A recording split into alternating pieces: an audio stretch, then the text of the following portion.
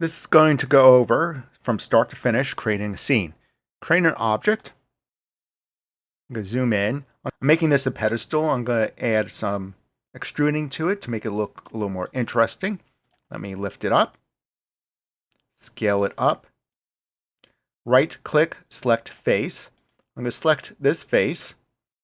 And I'm going to hold down the shift key as I uniformly drag the center of this gizmo for scaling, and that creates an extrusion like that. So it adds new surface material. I'm then going to hold down the shift key and move inward. I picked up the move tool, this extrusion like here. And I'll repeat this on this side. Selecting this face, picking up the scale tool, which is the R key. Hold down the shift key to uniformly scale towards the center, like here. So it's uniformly scale along this face towards its center. Pick up the move tool, W key, hold down the shift key and push it in. Let me do it 2 more times. Scale, shift, drag the center of the scale gizmo, and that's creating an extrusion, creating a new face. W key, hold down the shift key and push it in, and that's an extrusion inward. And 1 more time. Shift key and scaling inward. Switch to the move tool and push inward, and there's a box.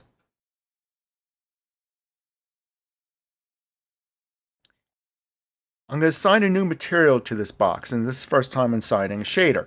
Shaders describe how light bounces across this object. The default rendering engine is Arnold. I'm going to switch to Maya software for a moment.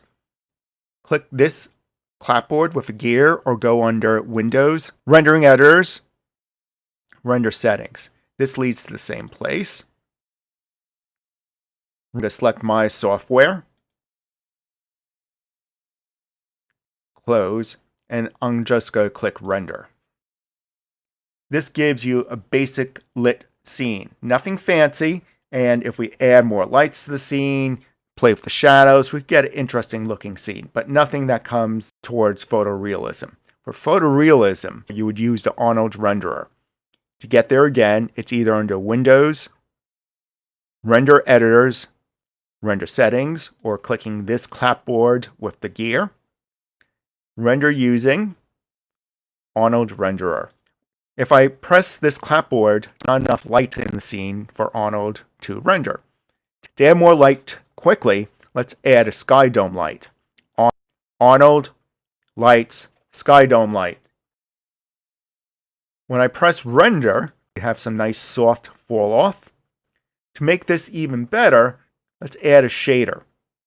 To do that, select the object, right click and hold down, assign new material. Click on Arnold. These are the different shaders that could be used in different situations.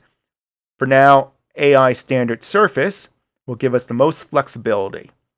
If I hit render again, this box will look brighter. The ambient occlusion looks a little better. I'm going to create another box. When that box got created, I don't see it. Why? Because it's somewhere in the middle of this cube. By pressing the 4 key, we could go to wired frame mode, and we could see there's a box there. To review, 5 is shaded, 6 would be shaded with texture maps on it. There's no texture maps happening. So 4 key, another reason to switch to wired frame mode to discover objects are within other objects. I'm pushing this box lower. Now I'll switch back to shaded mode, 5. I'll use scale to make this more like a floor. I'll move it, and I'll scale this floor up.